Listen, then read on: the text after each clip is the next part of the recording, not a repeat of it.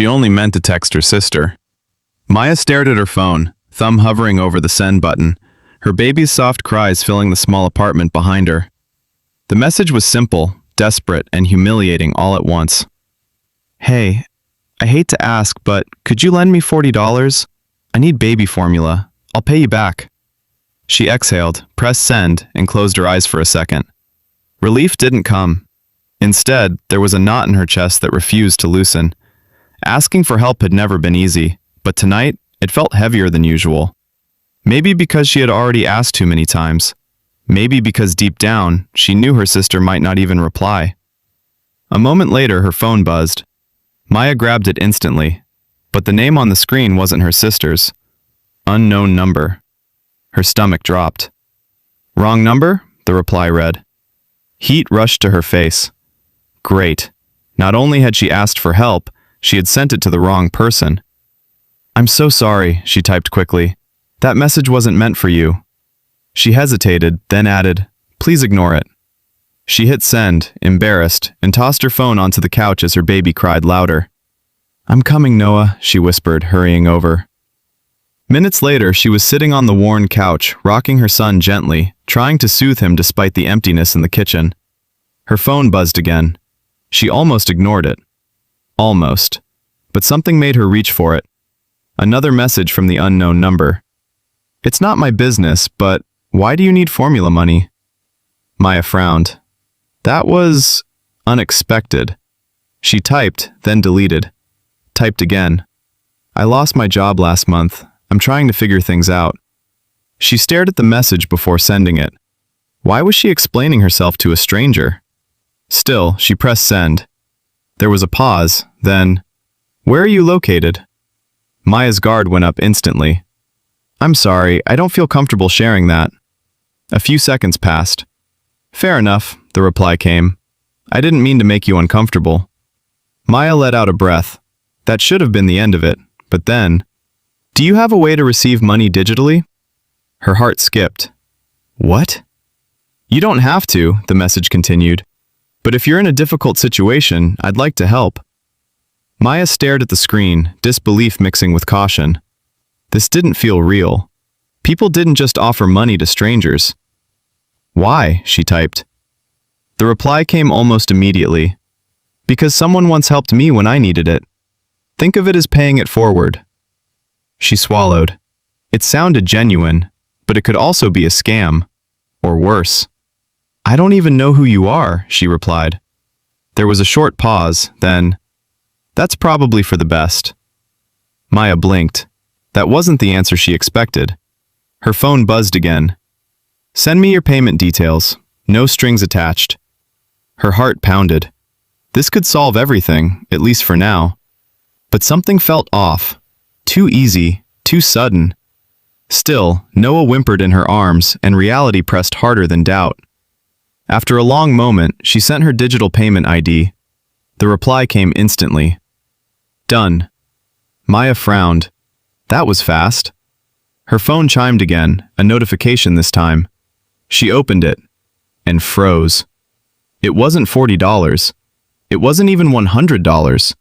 It was $5,000. Her breath caught. This had to be a mistake. Her hands trembled as she typed, "You sent too much."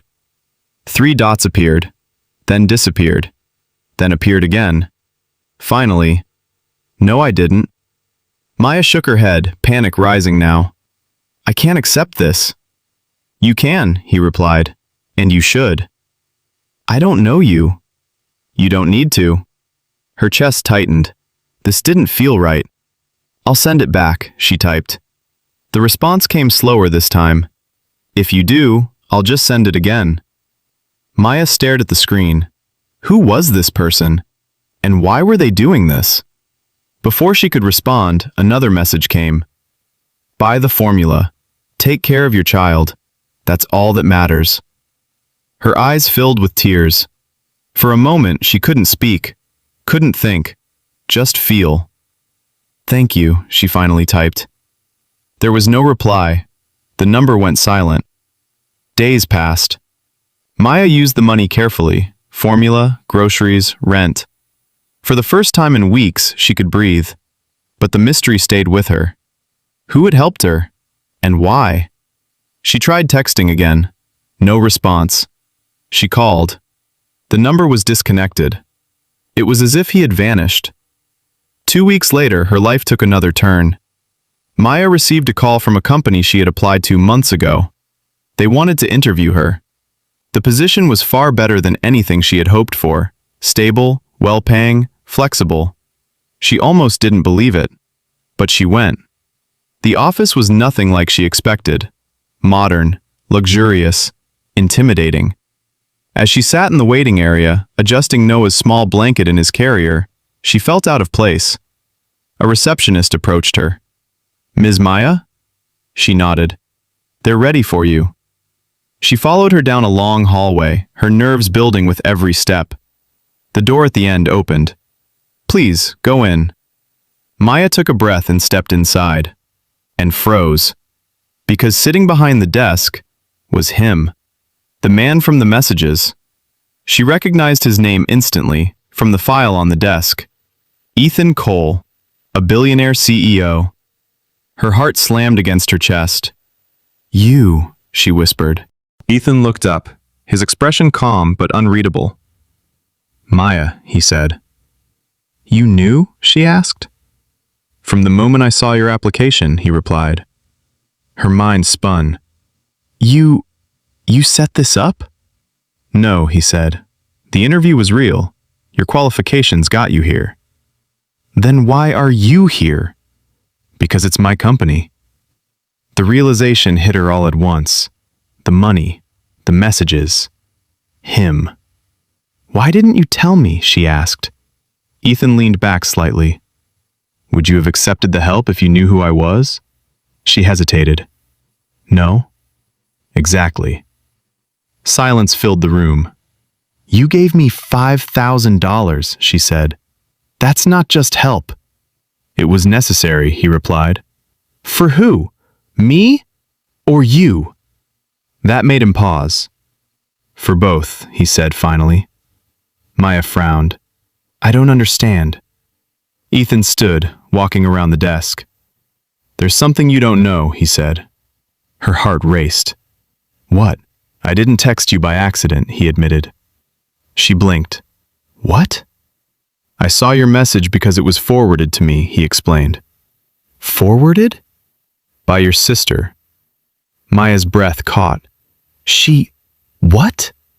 "She sent it to a charity network my company supports," he said. "Your message reached me through that." Her world tilted. So this wasn't random. No. Then why pretend it was? Because I wanted to help without complicating things. Maya shook her head, overwhelmed. "This is too much." "I know." Silence stretched again. Then, "Did you ever plan to tell me?" she asked. Ethan met her gaze. "Only if we met like this." She swallowed. "And now?" "Now the decision is yours," he said. "The job, the future, everything." Maya looked down at Noah, then back at Ethan. Her life had changed because of one message, one mistake. Or maybe not a mistake at all. "I'll take the interview," she said finally. A small smile touched his lips. "Good," he replied, "because this time," she straightened her shoulders. "I want to earn it." Ethan nodded, "And I wouldn't have it any other way."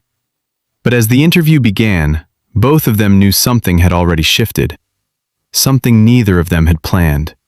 And this time, it wasn't about money.